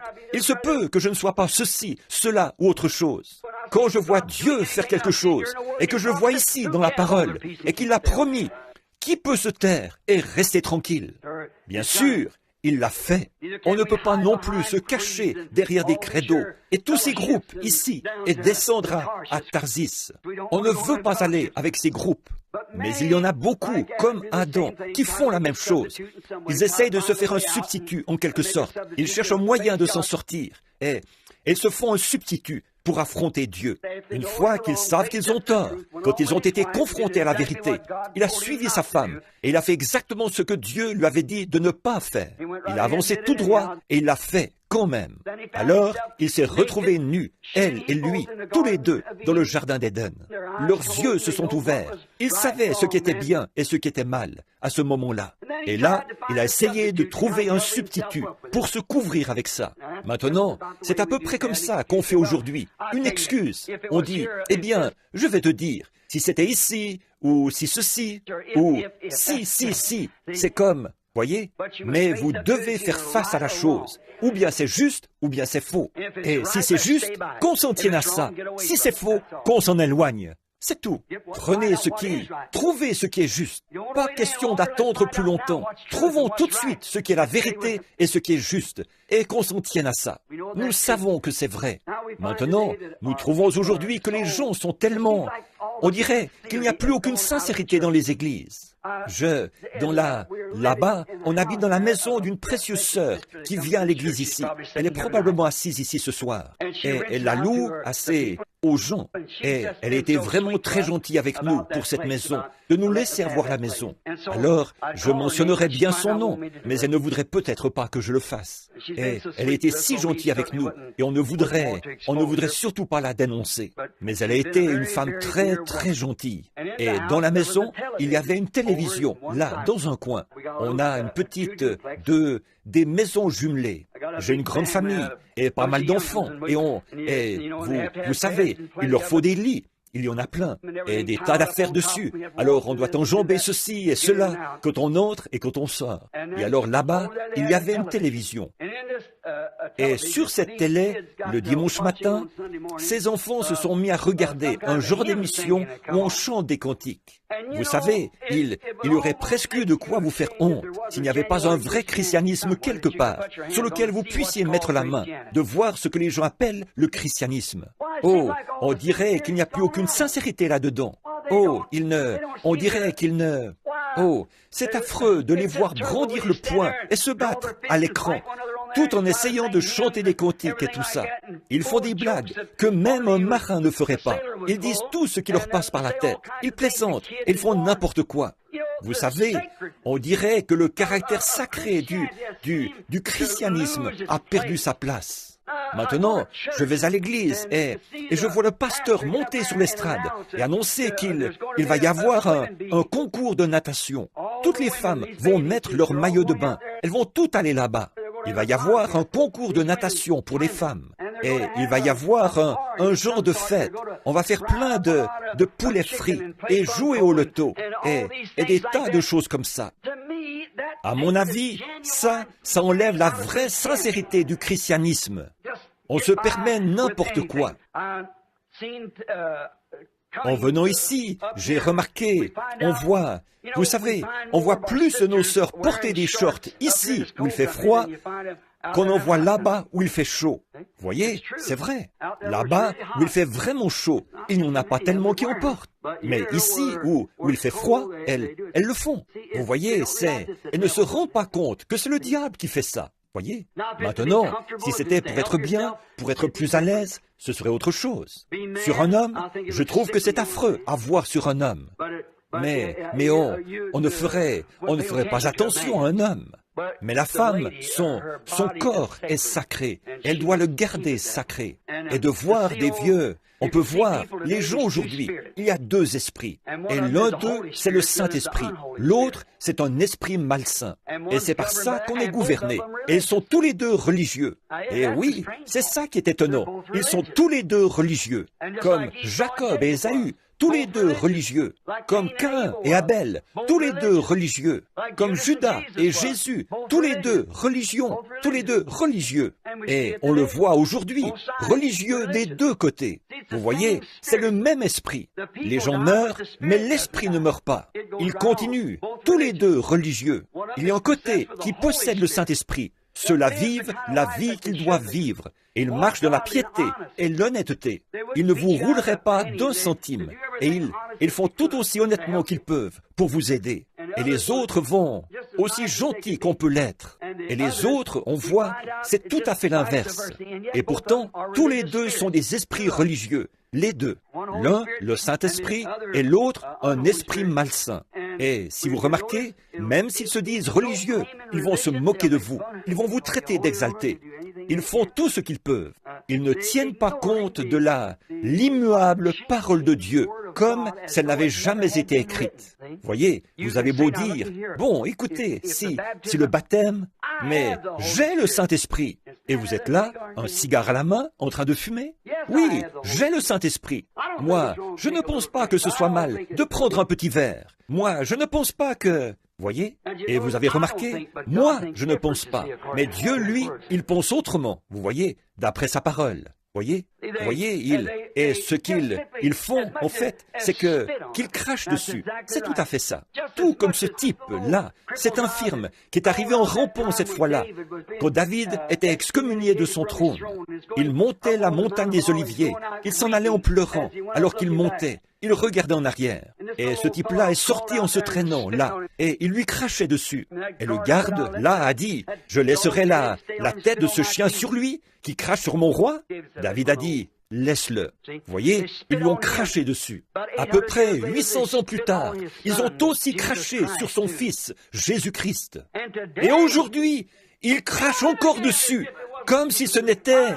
Ils n'ont aucun respect, ils s'en fichent, ils haussent les épaules et ils s'en vont. Et ils vous rient au nez. Pourquoi?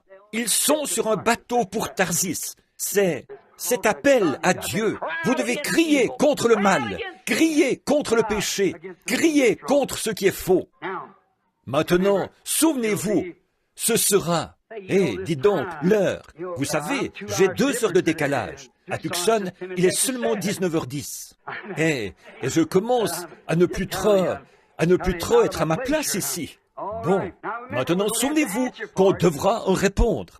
Souvenez-vous, ceux qui crachent sur Christ vont en répondre. Quand David est revenu de son exil, quand il avait fui, quand il est revenu, souvenez-vous que ce type-là s'est jeté face contre terre et il a imploré sa miséricorde. Il avait craché sur David quand il sortait, mais il aurait été prêt à baigner ses pieds de larmes quand il est revenu.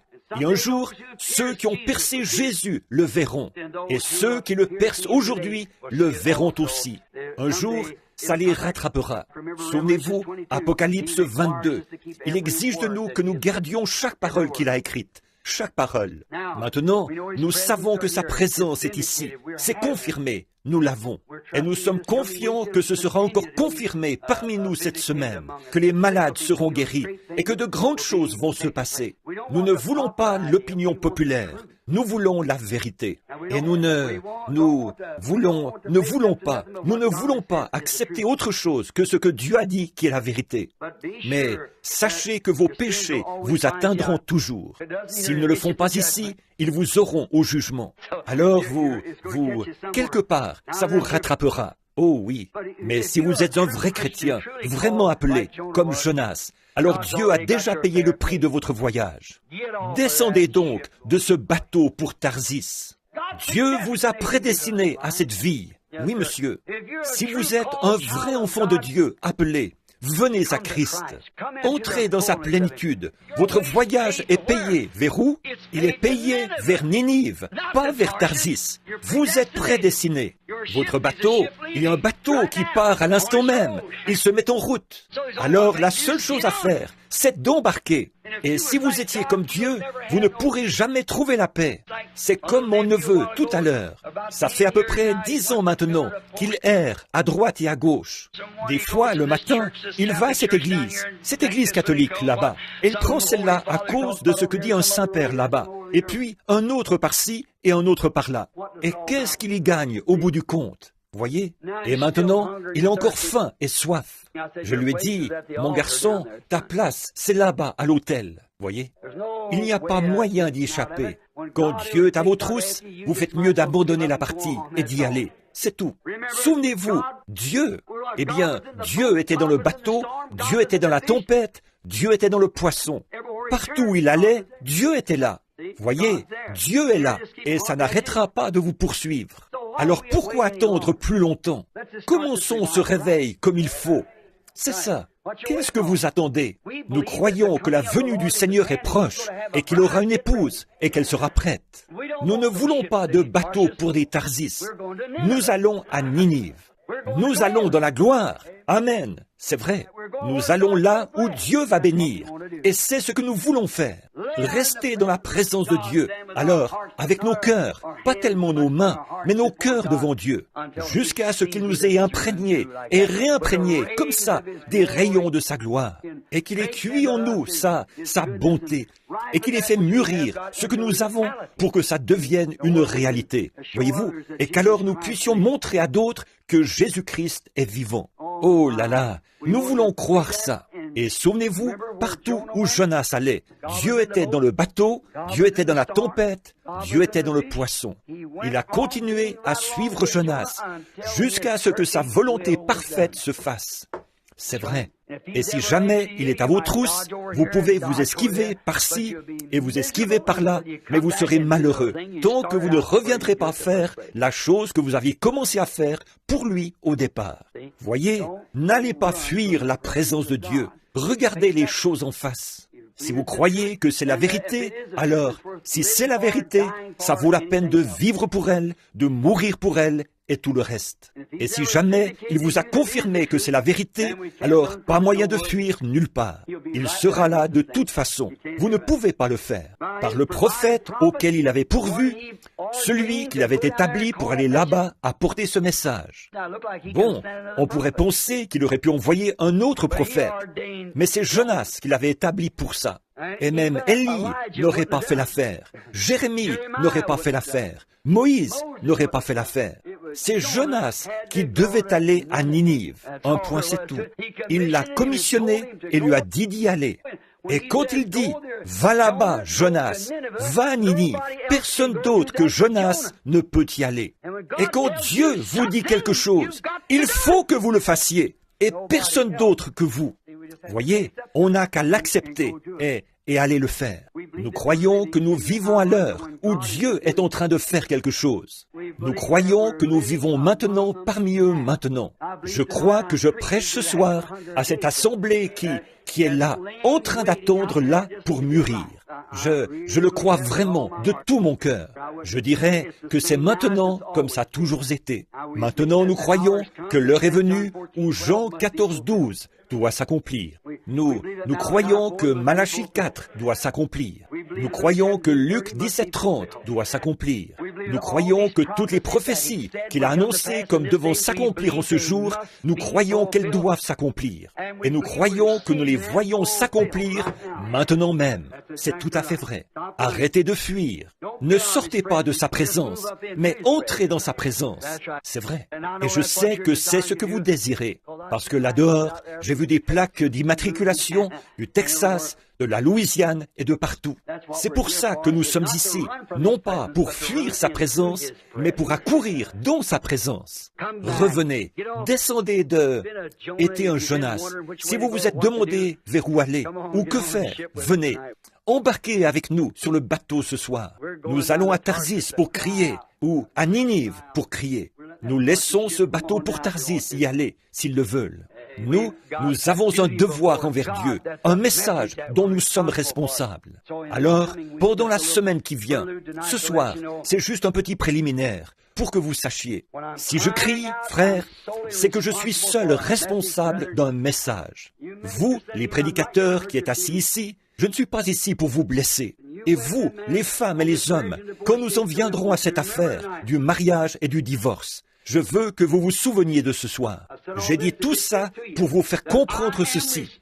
Je ne suis responsable qu'envers Dieu. Et puis, je suis responsable envers vous aussi. Responsable de vous dire la vérité. Et je ne vous dirai rien d'autre que la vérité, à condition que Dieu me fasse connaître la vérité. Tant que je ne connaîtrai pas la vérité, je ne dirai rien à ce sujet. Voyez-vous, je ne dirai rien là-dessus. Mais je crois vraiment que Dieu me montre la vérité sur le mariage et le divorce. Et j'ai confiance qu'il me permettra de le faire ressortir.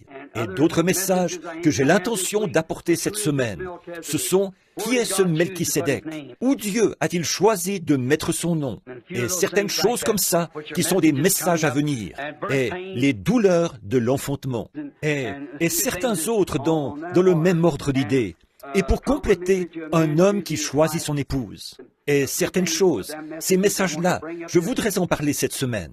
Mais je voudrais seulement que l'Assemblée, eh bien, s'il y avait un prédicateur ici, mes frères, je ne suis pas ici. Je ne veux pas que vous ou certains de vos membres retourniez dans votre église en disant « Frère Branham a dit ceci et cela ». Je suis lié par un message qui m'a été donné par le Dieu Tout-Puissant.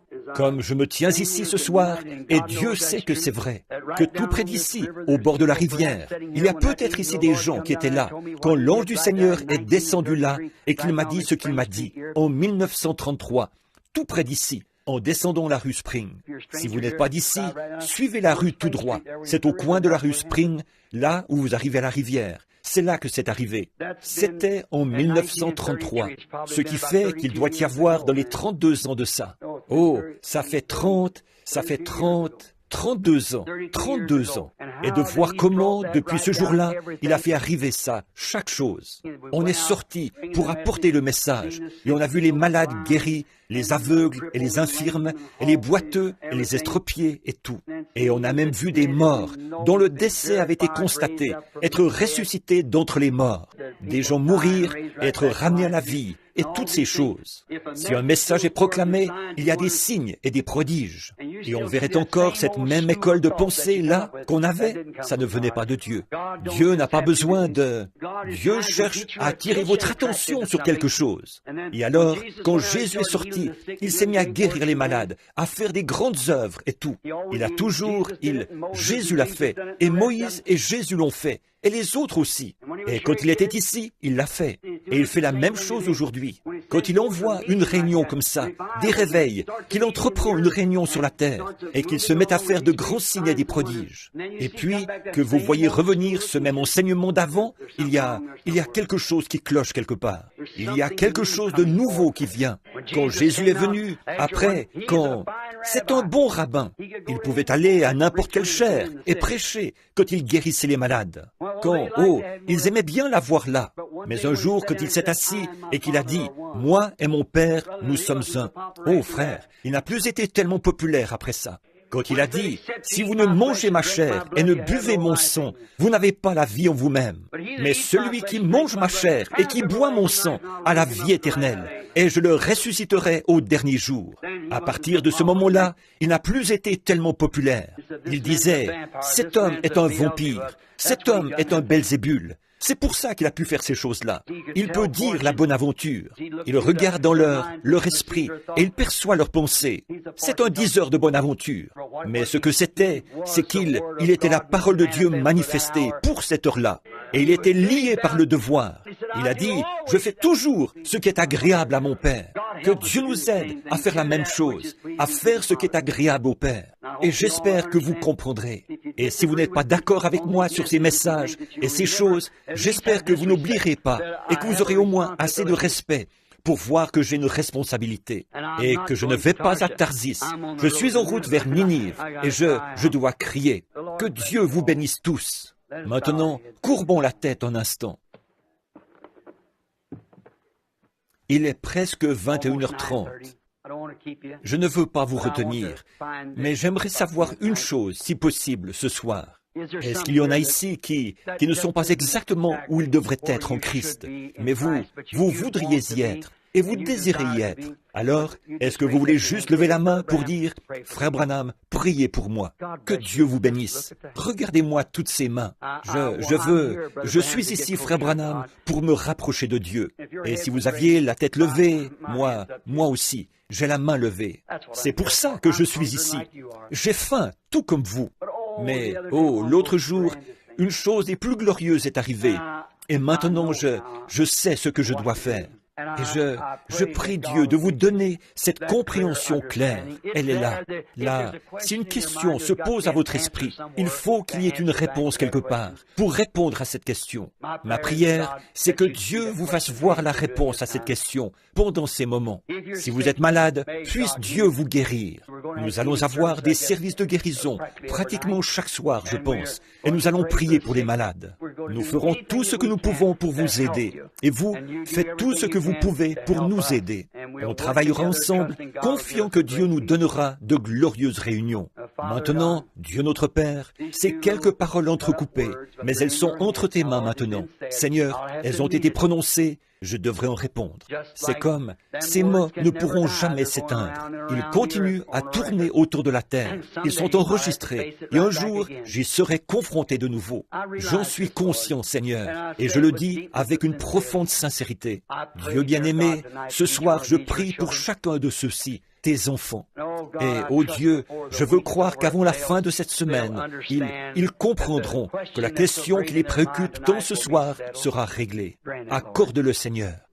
Il y en a ici qui ne te connaissent pas encore comme leur Sauveur, Père, ou qui n'ont peut-être jamais été remplis du Saint-Esprit. Que ce soit fait ce soir. Seigneur, je ne peux remplir personne du Saint-Esprit, pas plus que je ne peux sauver qui que ce soit. Je peux seulement leur dire ce que tu as dit. Heureux ceux qui ont faim et soif de la justice, car ils seront rassasiés. Et je te prie, ô Dieu, de créer une telle faim dans leur cœur. Beaucoup, Seigneur, forcément qu'ils ont faim. Sinon, pourquoi est-ce qu'ils feraient des centaines de kilomètres sur des routes verglacées et tout, et à travers la pluie dans les montagnes, et à travers les déserts, pour venir dans un petit bâtiment là, au coin de la rue. Et alors, je repense à ce que tu as dit. En quelque lieu que soit le cadavre, là s'assembleront les aigles. Nourris-nous, Seigneur, de ta manne divine. Donne à nos âmes ce dont nous avons vraiment besoin.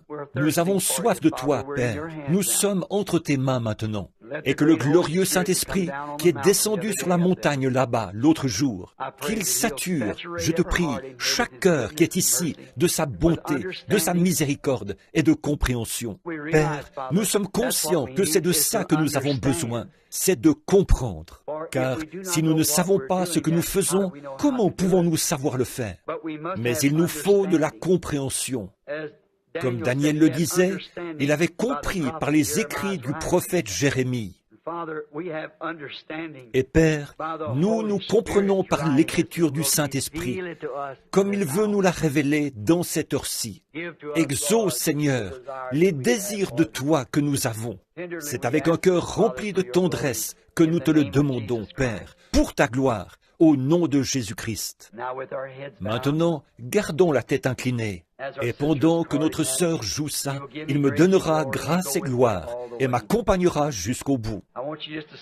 Je voudrais que vous priez en silence maintenant et que vous demandiez au Père Céleste de vous accorder ce soir ce dont vous avez besoin. Mon cher frère, ma chère sœur, il est aussi proche de vous que votre bras. Vous m'avez cru pour d'autres choses. Alors croyez-moi pour ça. Il est ici pour vous donner tout ce dont vous avez besoin. Oh, ces dernières semaines, j'étais tellement affamé, tellement assoiffé, j'avais tellement envie de vous revoir. C'est pour ça que j'ai dit, Billy, rentrons chez nous. Mais Dad a dit, pourquoi veux-tu retourner là-bas où il fait froid, Bill? Tu attrapes toujours un mal de gorge et tout. Tu te retrouves toujours avec un rhume de cerveau, enroué, et tu n'arrives presque plus à parler. J'ai dit, eh bien, je ne sais pas. Je lui ai dit, je vois mon ami, Charlie Cox, assis là-bas. Je lui ai dit, je suis impatient d'entendre Charlie dire, le petit écureuil a grimpé sur cet arbre là-bas. J'ai tellement envie d'entendre ça. Je veux être avec vous, c'est tout. Je sais que mon frère Banks a été très malade. Je l'ai vu en vision, ici, il n'y a pas longtemps. Il était allongé sur le dos. Et je sais qu'il a bien failli nous quitter dernièrement. Quand je vous regarde, chacun de vous, l'autre soir, j'entrais à la réunion des hommes d'affaires chrétiens, l'International. Le vieux Pop Chakarian, le père de Demos, d'habitude, il était assis là et le regardait jusqu'à ce que j'entre. Alors il souriait et me saluait avec ce petit signe de la main qu'il me faisait. Là, il n'y était pas. Il est parti.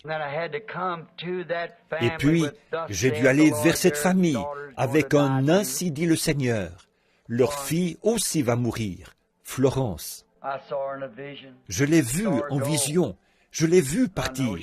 Je sais qu'elle s'en va. Et j'ai dit, priez, priez.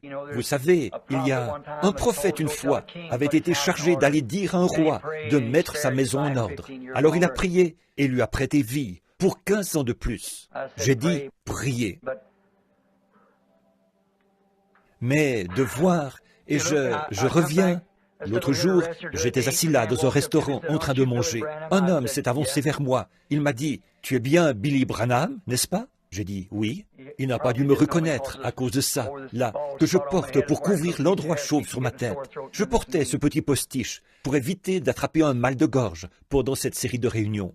Il s'est approché de moi et il a dit, « Je pensais bien que c'était toi, Billy. » J'ai dit, « Oui. » J'ai dit, « Et toi, qui es-tu » Il a dit, « Je suis John Warman. » J'ai dit, « Comment va Zip ?» Il a dit, « Billy, il est mort. » Aïe. Je passais dans le palais de justice. J'étais allé payer ma taxe d'habitation. Et comme je passais dans le palais de justice, une femme m'a interpellé. Elle m'a dit, « Savez-vous que John est mort ?» Ou un autre nom. Ce n'était peut-être pas John, peut-être Ed ou quelque chose. Et j'ai dit, je ne reconnaissais pas la dame. Je me sentais gêné. Elle s'est rendue compte que je ne savais pas qui elle était. Elle a dit, « Est-ce que vous vous souvenez de cette nuit sombre où la rivière en crue emportait les maisons ? Dans la rue Chestnut, quand vous avez risqué votre vie pour entrer dans une maison et en faire sortir une femme et des jeunes enfants? » J'ai dit, « C'était vous ?» Elle a dit, « Cette femme, c'était moi. » Elle s'était mise à hurler pour son bébé. Vous connaissez mon histoire. Elle a dit, « Celui que j'appelais mon bébé, il est marié, il a une famille. » Voyez, et la voilà âgée, les cheveux gris. Et moi aussi. Comme si, une par une, nos cartes étaient retirées du fichier. Quand on a des réunions, je vois que celui-ci n'est plus là et que celui-là n'est plus là. Il nous faut tous partir un jour ou l'autre. Mais frères, sœurs, il y a un lieu de rassemblement. Assurons-nous bien d'être en règle. Voulez-vous le faire? Que toute notre compréhension de Dieu et tout, que tout ça ne soit pas en vain. Croyons. Père, ils sont entre tes mains. Je suis entre tes mains, Seigneur. Si nous sommes ici maintenant, c'est seulement pour nous consacrer avant cette série de réunions qui va commencer demain soir. Veux-tu nous aider, Seigneur? Que nos conversations soient constamment centrées sur toi. Que nos cœurs et nos esprits soient toujours fixés sur toi. Et alors, tu as dit que tu nous garderais dans une paix parfaite. Il est également écrit dans la Bible, « Ne t'appuie pas sur ta propre compréhension des choses. » Ô Dieu, nous ne voulons pas notre compréhension, nous voulons ta compréhension des choses. Donne-nous cela, ô Dieu, et qu'un réveil vienne dans nos âmes, à tel point que ce groupe de gens sera d'un seul cœur et d'un même accord. Accorde-le, Père. Accorde ces choses, puisque nous prions dans le nom de Jésus-Christ.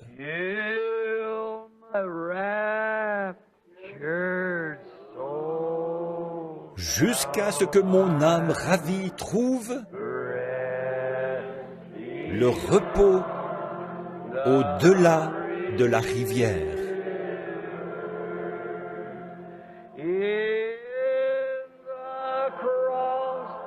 Dans la croix,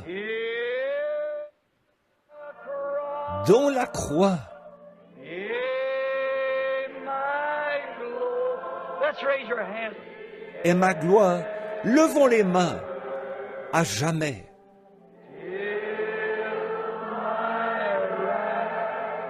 Jusqu'à ce que mon âme ravie trouve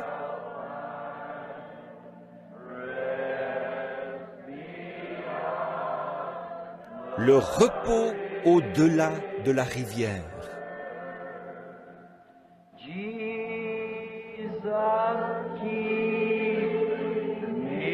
Jésus, garde-moi près de la croix.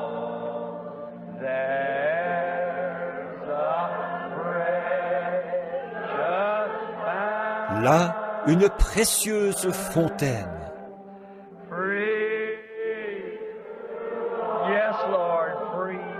Gratuite. Oui, Seigneur, gratuite. Flot qui guérit. Coule de la fontaine du calvaire.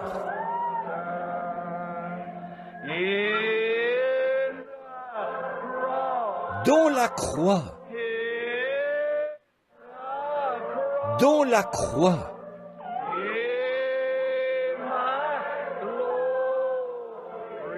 Est ma gloire à jamais.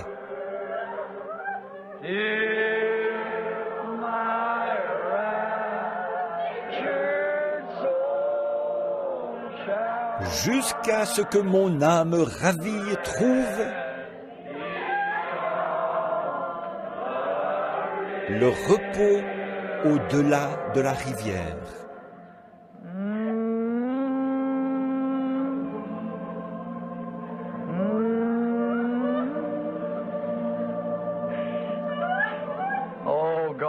Ô Dieu, s'il y en a parmi vous qui auraient à cœur de venir s'agenouiller autour de l'autel, si vous avez envie de venir pour dire « Je ne suis pas où je devrais être, Seigneur, je veux me reconsacrer, je veux le faire ce soir, Seigneur », alors je vous invite à venir. Nous serons ici pour prier avec vous.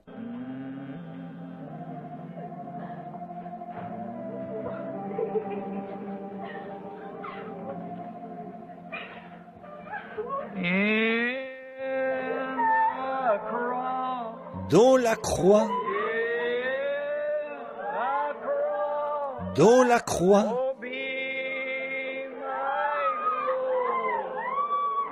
oh, est ma gloire à jamais.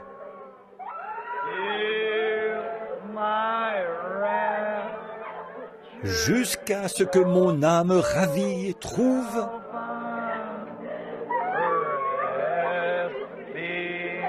le repos au-delà de la rivière.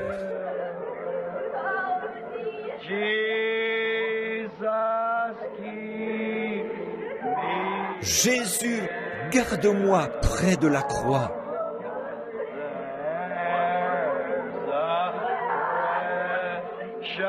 Là, une précieuse fontaine.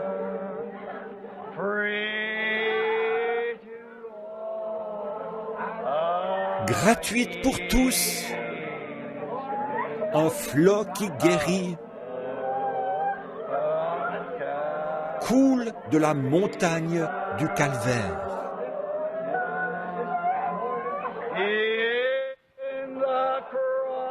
Dans la croix, dans la croix,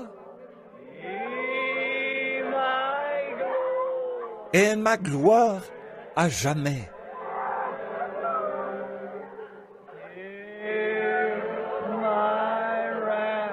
Jusqu'à ce que mon âme ravie trouve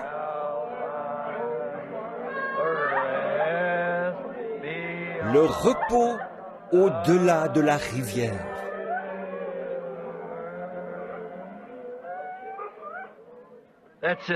Prions, chacun à sa façon maintenant. Oubliez donc l'heure. Courbons simplement la tête dans sa présence. Il y a cette petite dame ici qui crie « Jésus, je t'aime ». Vous vous souvenez, quand vous avez été sauvé il y a bien des années, vous vous souvenez comme c'était doux pour vous? Il est tout aussi doux ce soir. Prions, chacun à sa façon, maintenant. Consacrons-nous donc tous à Dieu. Consacrons-nous entièrement au Seigneur. Bien-aimé Seigneur Jésus, mon unique source de réconfort, plus que la vie pour moi. Qui ai-je sur terre d'autre que toi, ou qui d'autre au ciel que toi? Dieu bien-aimé, nous prions maintenant que ta miséricorde et ta grâce soient envoyées sur chacun d'entre nous, Seigneur. Nous sommes ici autour de l'autel. Beaucoup n'ont pas pu venir jusqu'ici. Tu les rencontreras à leur place. Quoi que nous offrions, Seigneur, tu es prêt à l'accepter. Si nous t'offrons seulement notre temps, tu l'accepteras. Du talent, tu l'accepteras. Mais Seigneur Dieu, ce soir, nous allons plus loin que ça. Nous offrons tout ce que nous sommes. Tout ce que je suis, tout ce que je peux m'attendre à être, tout est en toi, Seigneur. Nous te prions de prendre nos prières, que voici, dans ton cœur, Seigneur, et de nous donner de la grande profondeur du Saint-Esprit, afin que nos vies soient changées. Car nous voyons que nous approchons de la fin maintenant. Ça ne peut plus être très long. Comme nous voyons jour après jour, nos bien-aimés qui s'en vont, les jeunes comme les vieux, nous savons bien que ça devra bientôt frapper à notre porte aussi.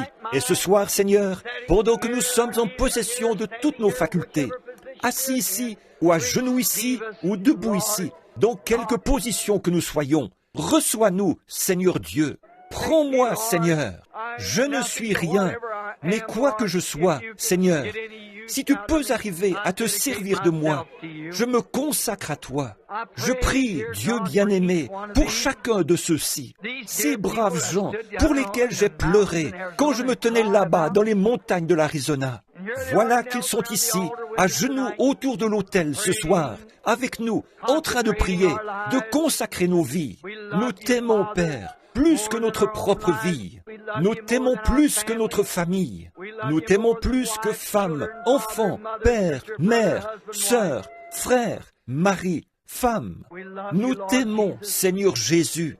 Fais en sorte que ça devienne une telle réalité dans nos cœurs, Seigneur. Répands une huile de joie dans nos âmes cette semaine, Seigneur.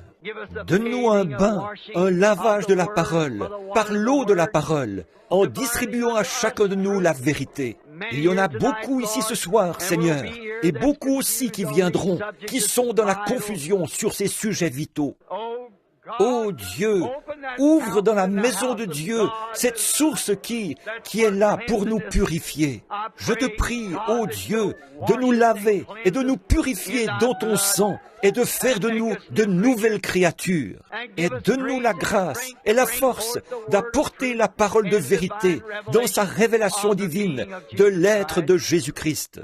Qu'il apparaisse devant nous, Seigneur, qu'il vienne guérir nos maladies, pardonner nos péchés, remplir nos cœurs, affamés de la bonne nouvelle, qui sera le sujet d'une grande joie, l'évangile manifesté dans nos vies. Bénis chaque pasteur, chaque conducteur de chant, chaque moniteur de l'école du dimanche. Bénis-nous tous, ensemble, Seigneur, car nous t'aimons vraiment. Et maintenant, nous sommes à toi, Seigneur, dans cette consécration. Dans le nom de Jésus-Christ, utilise-nous maintenant selon ta propre volonté.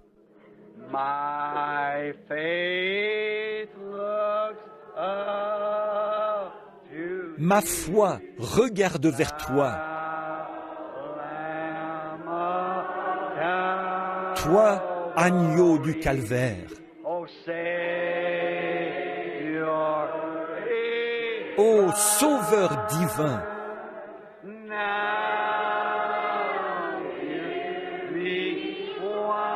exauce ma prière.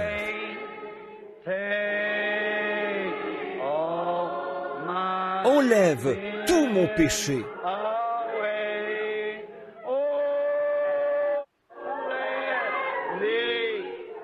Oh, qu'à partir de ce jour, je sois tout à toi. Vous aimez ça? Chantons-le encore.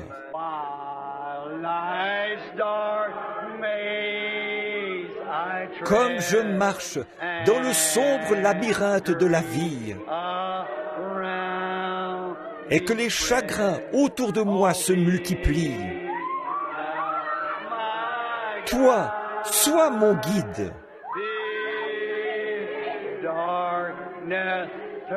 Ordonne que les ténèbres se changent en jour. Essuie mes larmes de tristesse. Et que jamais je ne m'égare. Loin de toi. Est-ce que vous ne vous sentez pas bien avec ça? Combien aiment chanter ces vieux chants? Moi, je les aime beaucoup. Pas vous? Nous marchons vers Sion. Magnifique, magnifique Sion. Nous montons toujours vers Sion, la magnifique cité de Dieu. Nous marchons vers Sion. Oh, magnifique, magnifique Sion. Nous montons toujours vers Sion, la magnifique cité de Dieu. Venons, nous qui aimons le Seigneur. Faisons connaître nos joies. Chantons ensemble d'un même cœur. Chantons ensemble d'un même cœur. Et entourons le trône. Entourons. Maintenant, levons-nous pour le chanter. Serrez-vous la main les uns les autres. Marchons vers Sion. Dieu vous bénisse, sœur. Dieu vous bénisse, sœur. Dieu vous bénisse, frère. Dieu vous bénisse, sœur. La magnifique cité de Dieu. Levons les mains vers Dieu maintenant. Oh, nous marchons vers Sion. Magnifique, magnifique Sion. Nous montons toujours vers Sion, la magnifique cité de Dieu. Nous marchons vers Sion. Magnifique, magnifique Sion. Nous montons toujours vers Sion, la magnifique cité de Dieu. Est-ce que vous ne vous sentez pas merveilleusement bien avec ça? Oh là là! Oh, levons les mains et louons-le chacun à sa façon. Seigneur Jésus, toi, la rose de Saron, le lys de la vallée, l'étoile brillante du matin, le plus beau entre 10 000 pour mon âme. Toi, mon unique source de réconfort, plus que la vie pour moi. Comme nous t'aimons, prête l'oreille maintenant, Seigneur, comme nous te remercions. Oh, comme nous te louons. Bénis-les, ô notre précieux Seigneur et Sauveur.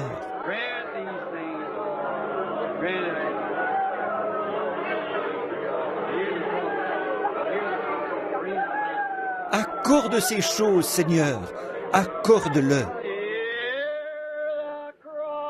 Près de la croix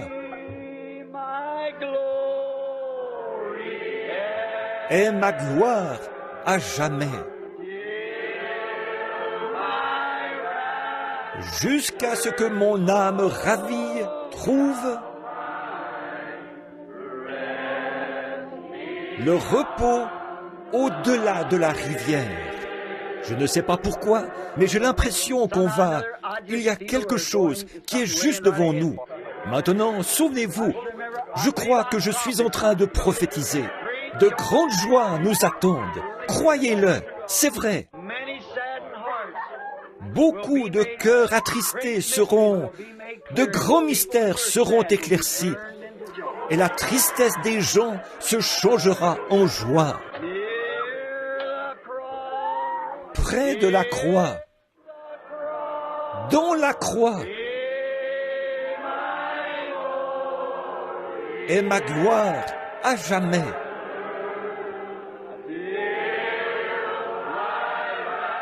Jusqu'à ce que mon âme ravie trouve le repos au-delà de la rivière. Comme Jean, il y a bien longtemps, quand il était devenu trop vieux pour prêcher. On m'a dit qu'il restait assis et qu'il criait de toutes ses forces. Petits enfants, aimez-vous les uns les autres. Aimez-vous les uns les autres. Ne laissez rien se mettre entre vous. Voyez, ne laissez rien de tel s'approcher peu importe de quoi il peut s'agir. Assumez-le. Nous sommes en route vers Ninive. Voyez, n'embarquez pas sur ce vieux bateau pour Tarsis, où vous n'êtes plus en communion. Avançons vers le flot des bénédictions de Dieu. Je crois que nous en aurons. Je crois à notre Père. Vous vous sentez mieux maintenant, sœur? C'est bien. C'est comme ça que j'aime voir naître les enfants, les voir percer. Je me souviens, il y a bien des années, à cet endroit même, quand je pense que des milliers sont nés, sont entrés dans le royaume de Dieu. Ici même, on était bien loin de se douter quand on était là avec seulement 80 cents en poche pour construire l'église. Oh, il a dit, moi l'Éternel, j'ai planté, je l'arroserai jour et nuit. Et il l'a fait, il l'a fait. Que Dieu vous bénisse. Maintenant, comme nous courbons la tête, maintenant, demain soir, souvenez-vous, les réunions auront lieu là-bas, à la salle de l'école. Et si il y aura quelqu'un pour indiquer le chemin, parce qu'il y aura des nouveaux qui viendront. Si vous l'aimez, dites Amen. Oh, n'est-il pas merveilleux? Je me tenais ici, au bord de la rivière, et je chantais ce vieux cantique. Au bord du Jourdain, je me tiens. Pensez donc, il y a 30 ans de ça, 33 ans de ça. Mes yeux se portent au loin. Je vois là-bas mon Canaan, terre de mon trésor. Et beaucoup de ceux que j'ai baptisés ce soir-là sont là-bas maintenant. Ils se tenaient là, et ils ont vu de leurs yeux cette étoile du matin, quand elle est descendue des cieux en tournoyant comme ça. Et qu'il a été dit, comme Jean-Baptiste a été envoyé pour apporter, comme précurseur de la première venue de Christ. Ton message sera le précurseur de la seconde venue. Comment est-ce qu'on aurait pu l'imaginer? Mais toutes les paroles de Dieu sont vraies. Toutes les paroles de Dieu. Nous vivons dans la présence du grand roi. Que Dieu vous bénisse. Pendant que nous courbons la tête, je vais demander à notre frère Neville, notre précieux pasteur, de s'avancer pour terminer la réunion par un mot de prière. Que Dieu te bénisse, frère Neville.